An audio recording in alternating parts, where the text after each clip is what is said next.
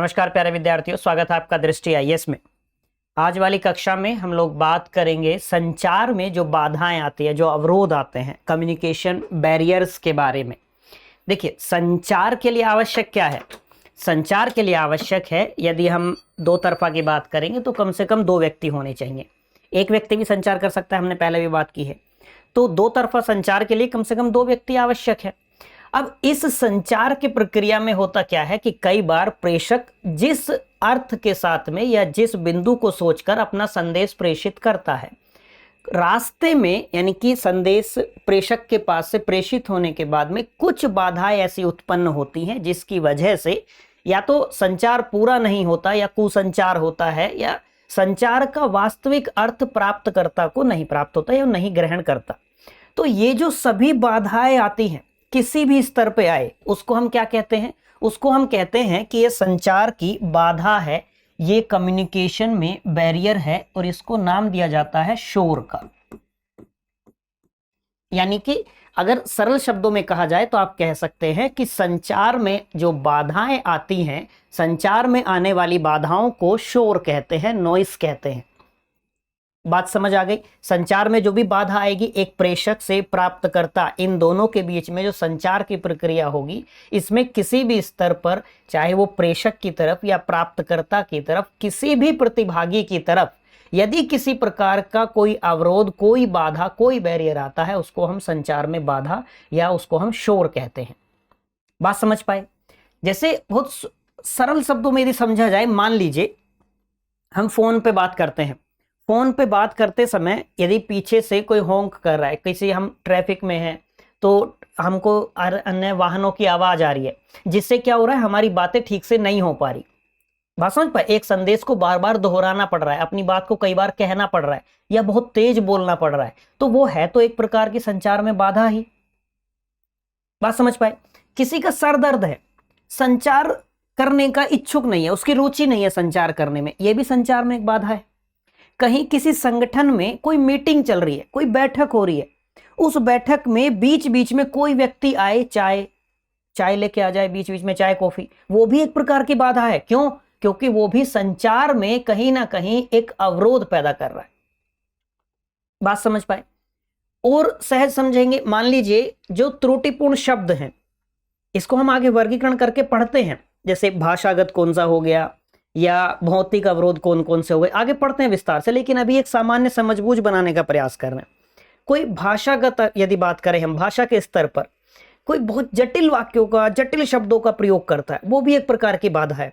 कोई त्रुटिपूर्ण वाक्यों का प्रयोग करता है, कोई त्रुटिपूर्ण शब्दों का प्रयोग करता है, उच्चारण संबंधी कोई त्रुटि है, वो भी संचार में एक बाधा है। क्योंकि कई बार क्या हो सकता है, अर्थ का अनर्थ हो सकता है ऐसे में। बात समझ पा रहे हैं?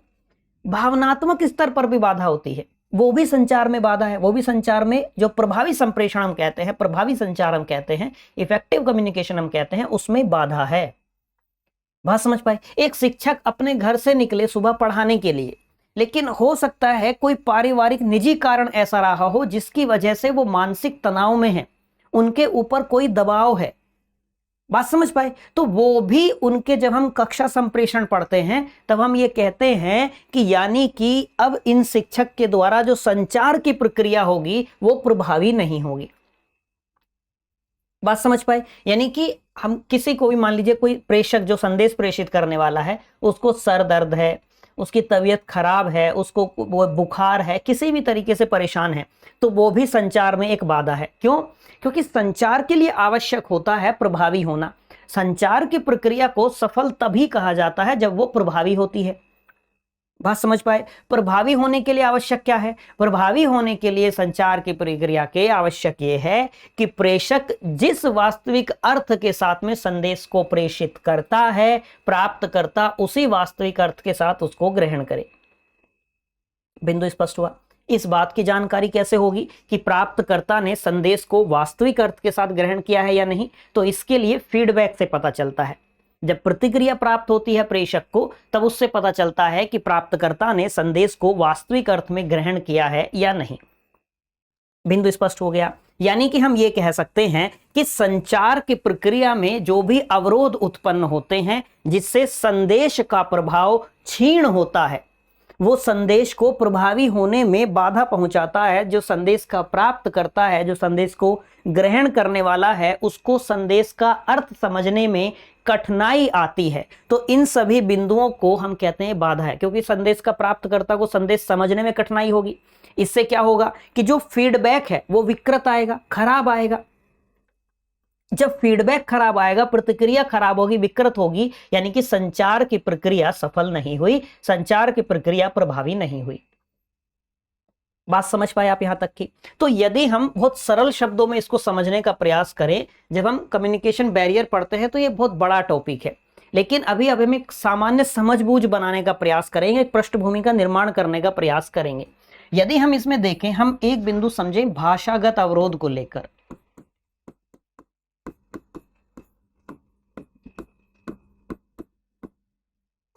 भाषागत अवरोध को लेकर यदि बात करें तो भाषा के स्तर पर देखिए, भाषा क्या है? तो भाषा हमारे विचारों को प्रकट करने का मुख्य साधन है। हम अपनी बात सामने वाले तक किस तरह पहुंचाएंगे, हम भाषा का प्रयोग करेंगे। अब यहां आवश्यक है, यानी कि यदि आप समझिए, कोई ऐसी तकनीक तो भी विकसित नहीं हुई कि हमारे मन में क्या चल रहा है सामने वाला उसको जान ले। यानी कि हमें अपनी बात, अपना संदेश, अपना कोई भी विचार है, कोई मत है, कोई दृष्टिकोण है, कोई तथ्य है, कोई सूचना है, हमारी भावनाएं हैं, सामने वाले तक पहुंचाने के लिए भाषा की आवश्यकता होगी। चाहे हम मौखिक रूप में पहुंचाएं या लिखित रूप में, भाषा की आवश्यकता तो होगी। बात समझ पाए? अब जब हमने कहा कि ये मुख्य साधन है भाषा, लेकिन जो भाषा की विभिन्नता है वो प्रभावी संप्रेषण के मार्ग की सबसे बड़ी बाधा भी है। जैसे यदि आप इसमें समझें कि कौन कौन सी हो सकती है, एक हम कह सकते हैं जैसे अल्प भाषा ज्ञान। अल्प भाषा ज्ञान संचार की प्रक्रिया के लिए जब हम भाषागत अवरोध पढ़ते हैं तो अल्प भाषा ज्ञान एक अवरोध के रूप में आता है। जब हम आज के युग की बात करते हैं तो आज का युग वैश्वीकरण का युग है। बात समझ पाए? अब ये हम देखते हैं अलग अलग भाषाभाषी लोग हैं, लेकिन ये बिल्कुल आवश्यक नहीं है कि हर व्यक्ति को हर भाषा का ज्ञान हो। अब यदि दो व्यक्ति जिनके बीच में संचार होना आवश्यक है, संचार की प्रक्रिया होना आवश्यक है, और वो एक दूसरे की भाषा के बारे में जानते नहीं है, बात समझ पाए? जैसे जैसे हम आप इसको समझे ऐसे व्यवहारिक रूप में, जैसे हम अंग्रेजी में किसी से बात करने का प्रयास करते हैं तो उतने अच्छे, उतने सहज हम अंग्रेजी में नहीं है। यदि मान लीजिए किसी की स्थिति अंग्रेजी को लेकर बहुत ज्यादा खराब है, लेकिन अनिवार्य रूप से संचार करना है अंग्रेजी में, क्योंकि सामने वाले व्यक्ति को, प्राप्तकर्ता को उसकी भाषा नहीं आती है, तब हम ऐसे में क्या करते हैं, जिसको हम कहते हैं टूटी फूटी अंग्रेजी का प्रयोग करना। लेकिन संचार में यह बाधा है, क्योंकि जो वास्तविक अर्थ के साथ में ये व्यक्ति यानी कि प्रेषक संदेश प्रेषित कर रहा है, प्राप्तकर्ता उसे उसी वास्तविक अर्थ के साथ ग्रहण नहीं कर पाएगा। बिंदु समझ आया? यानी कि भाषागत अवरोध में एक अवरोध है जिसको हम कहते हैं अल्प भाषा ज्ञान। बात समझ आ गई? दूसरा एक इसमें अवरोध होता है अर्थ की अस्पष्टता।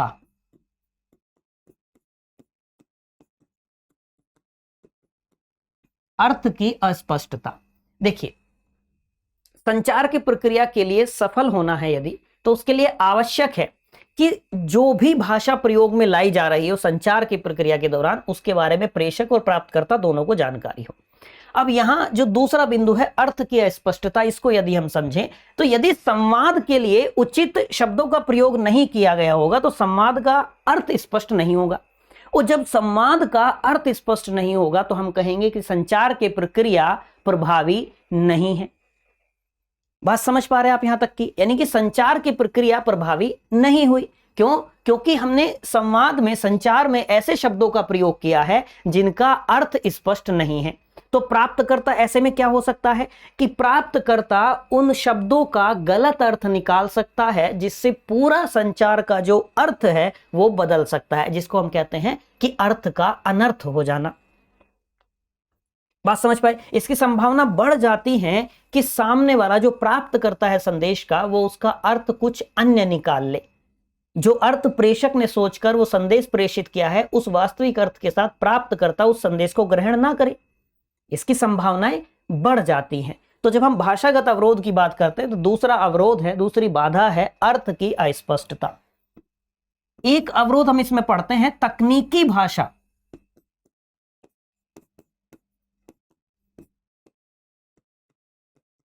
तकनीकी भाषा ज्ञान का अभाव। जिसे हम देखेंगे कि विभिन्न व्यवसायों, संगठनों, विभाग जो होते हैं आदि आदि जितने भी होते हैं, इन सभी की अपनी भी एक भाषा होती है। जैसे आप देखते होंगे कि जो डॉक्टर्स हैं, डॉक्टर्स की अपनी एक भाषा होती है। जो वकील आप देखेंगे, उन वकीलों की अपनी एक भाषा होती है। कंप्यूटर की जो उच्च स्तरीय भाषा ज्ञान रखने वाले व्यक्ति होते हैं, उनकी अपनी एक भाषा होती है। बात रिलेट कर पा रहे हैं आप इस चीज को? अब इस ऐसे में क्या है कि यानी जब हमने कहा इन सभी की अपनी विशेष तकनीकी भाषा होती है, तो इस तकनीकी भाषा से सभी लोग परिचित हों ये बिल्कुल आवश्यक नहीं है। यानी कि ऐसा हो सकता है कि इस तकनीकी भाषा से जो किसी व्यवसाय या पेशे विशेष से जुड़ी हुई है, उसके बारे में सभी लोगों को जानकारी ना हो। ऐसे दो लोगों के मध्य संचार की प्रक्रिया हो रही हो, जहां एक व्यक्ति अपने पेशा व्यवसाय विशेष की तकनीकी भाषा के बारे में बात कर रहा है या उसमें संदेश प्रेषित कर रहा है, और जो प्राप्त करता है उसको उस भाषा की जानकारी नहीं है। तो यदि ऐसी तकनीकी भाषा में संचार होगा, संदेश प्रेषित किया जाएगा, यानी कि प्राप्तकर्ता उस संदेश को ग्रहण नहीं कर पाएगा। और जब प्राप्तकर्ता उस संदेश को ग्रहण नहीं कर पाएगा, तो हम क्या कहेंगे कि वो संचार में क्या है? संचार में एक बाधा है। बात समझ पाए? इसी में जब हम भाषागत अवरोध की बात करते हैं, तो एक बिंदु हम इसमें बाधा के रूप में पढ़ते हैं, सांस्कृतिक विभिन्नता।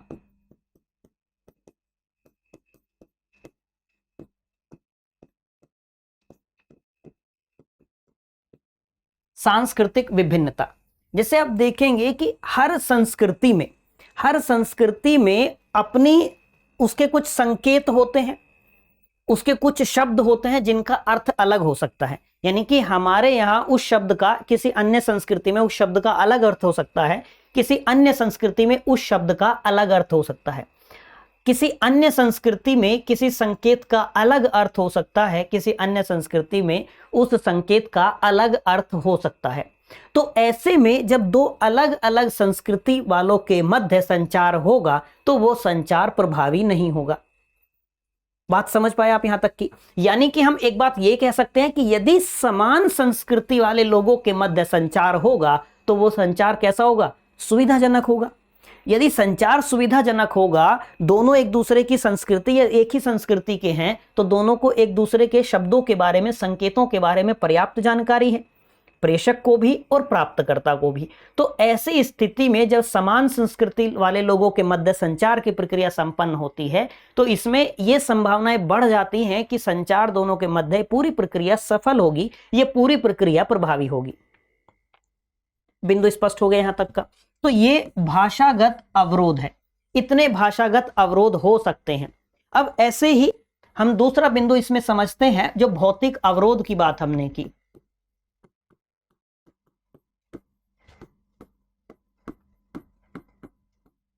भौतिक अवरोध कैसे कैसे हो सकते हैं?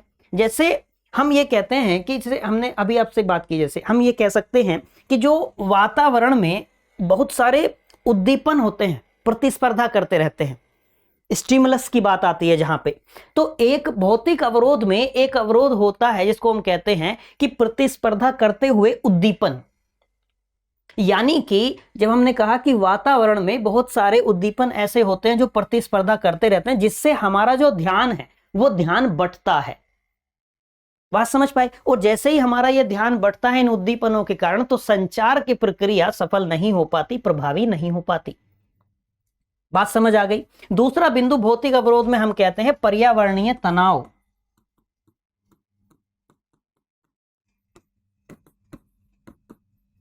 पर्यावरणीय तनाव मतलब क्या हुआ कि जैसे हम कहते हैं कि कक्षा में तापमान अधिक है, बात समझ पाए, या वायु संचालन का उपयुक्त ना होना, तो ये भी क्या करेगा? यदि आप देखते होंगे कि आप पढ़ने बैठते हैं और बहुत अधिक गर्मी है, तो आप अपनी पूरी क्षमता के साथ पढ़ नहीं पाएंगे। ये क्या है? ऐसे ही जब हम संचार की प्रक्रिया में देखेंगे, यदि बहुत अधिक सर्दी है, बहुत अधिक गर्मी है, पर्यावरण ऐसा है जो संचार की उस प्रक्रिया के लिए पूर्णतः अनुकूल नहीं है, तो ऐसे में क्या होता है कि दोनों के मध्य होने वाली जो संचार की प्रक्रिया है वो सफल नहीं हो पाती। बात समझ पा रहे हैं? तो ये एक कारण होता है, जैसे हमने उच्च तापमान का एक उदाहरण ले लिया, ये भी एक कारण होता है पर्यावरणीय तनाव का। दूसरा बिंदु इसी में हम कह सकते हैं व्यक्तिनिष्ठ तनाव।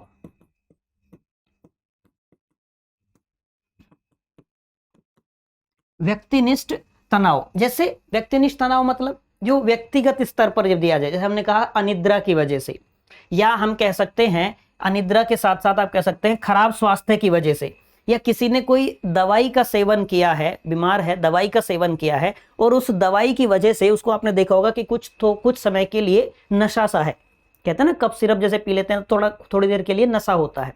तो ऐसे में क्या होगा, क्या संचार की प्रक्रिया सफल होगी?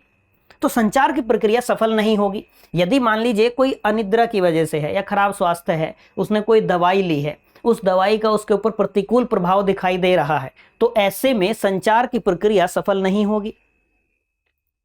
बिंदु स्पष्ट हुआ? तो एक व्यक्तिनिष्ठ तनाव को भी हम इसके अंतर्गत शामिल करते हैं। दूसरी बात हम कह सकते हैं कि माध्यम को लेकर, कि यदि एक प्रेषक और प्राप्तकर्ता इन दोनों में से कोई भी संचार के माध्यम को लेकर अनजान है,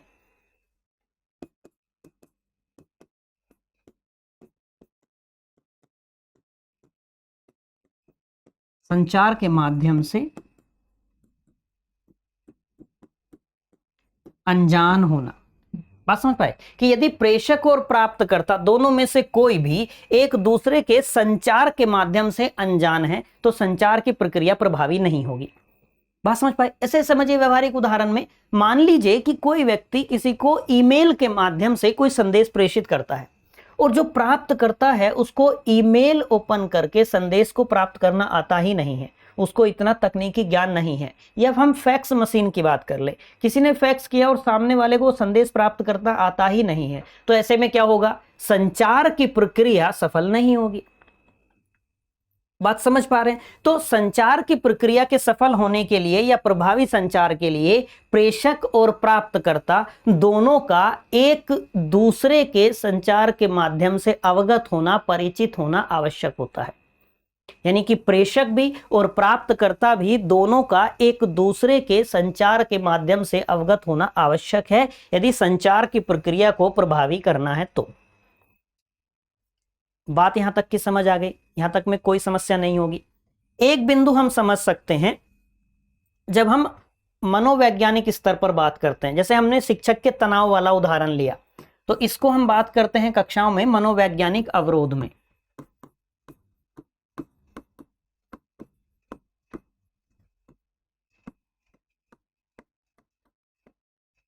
मनोवैज्ञानिक अवरोध, मनोवैज्ञानिक मानसिक स्तर पर जब प्रेषक और प्राप्तकर्ता में से दोनों प्रतिभागियों में से कोई भी मानसिक स्तर पर सचेत नहीं होगा संदेश के प्रति, संचार की इस प्रक्रिया के प्रति, तब ऐसे में क्या होगा कि संचार प्रभावी नहीं होगा। जैसे इसमें हम कह सकते हैं या तो अरुचि हो कि उसको बात करने में ही मन नहीं लग रहा है, उसकी बात करने में ही अरुचि है, बात समझ पाए, या किसी बात को लेकर हम कहते हैं पूर्व धारणा वाली बात हो, प्रेजुडिस कहते हैं, पूर्व धारणा या पूर्वाग्रह से वो ग्रसित हो, या इसमें हम कह सकते हैं मानसिक भ्रम की स्थिति में, मानसिक भ्रम की स्थिति में हो। हम इसमें कह सकते हैं व्यक्तिगत मतभेद,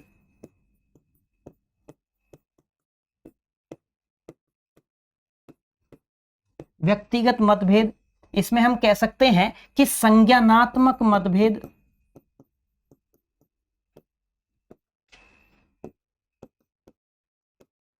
संज्ञानात्मक मतभेद, बात समझ पाए? तो यदि किसी भी स्तर पर हम ये कहें कि प्रेषक और प्राप्तकर्ता दोनों में से कोई भी मानसिक रूप से सचेत नहीं है, तब संचार की प्रक्रिया प्रभावी नहीं हो सकती। बात समझ पाए? और संचार की प्रक्रिया के सफल होने के लिए आवश्यक होता है कि संचार की प्रक्रिया प्रभावी हो। प्रभावी होने का मतलब है कि जो प्रतिक्रिया है, जो फीडबैक है, वो सकारात्मक प्राप्त हो, वो विकृत प्राप्त ना हो, नकारात्मक प्राप्त ना हो। बिंदु स्पष्ट हो गया? तो और अन्य बहुत सारी संचार की बाधाएं हैं। हमने प्रयास किया है कि संचार की जो बाधाएं होती हैं उनको लेकर एक सामान्य समझबूझ का विकास हो। यदि आप कोई भी संचार की प्रक्रिया में शामिल हो, प्रतिभागी के रूप में हो, तो किसी भी प्रकार की जब बाधा आप देखें तो आपके मन में यह विचार आना चाहिए, यानी कि यह संचार की प्रक्रिया में बाधा है, यह प्रभावी संचार नहीं है। जैसे आप किसी कारखाने में गए, वहां देख रहे हैं कि मशीनों के काम करने की आवाज आ रही है, जिससे आपको तेज बोलना पड़ रहा है या प्राप्तकर्ता को संदेश को पहुंचाने के लिए आपको कई बार उसको रिपीट करना पड़ रहा है, तो आपके मन में ये विचार आना चाहिए, यानी कि ये संचार की प्रक्रिया प्रभावी नहीं होगी। बात समझ पाए? आप किसी सरकारी ऑफिस में जैसे हम देखते हैं या किसी प्राइवेट ऑफिस में आप देखिए कि वहां कीबोर्ड पर जब लोग टाइप कर रहे होते हैं तो कीबोर्ड के खटखट खटखट की आवाज आती है, तो ऐसे में भी हम उसे कहेंगे कि यह संचार की प्रक्रिया सफल नहीं होगी। यह भी एक प्रकार की बाधा है। बात समझ पा रहे हैं? तो मुझे उम्मीद है कि संचार की प्रक्रिया में जो बाधाएं आती हैं इनको लेकर एक सामान्य समझ बूझ का विकास हुआ होगा। आज के लिए इतना ही रखते हैं, मिलेंगे आपसे किसी अगली क्लास में। Till then bye bye, have a nice day.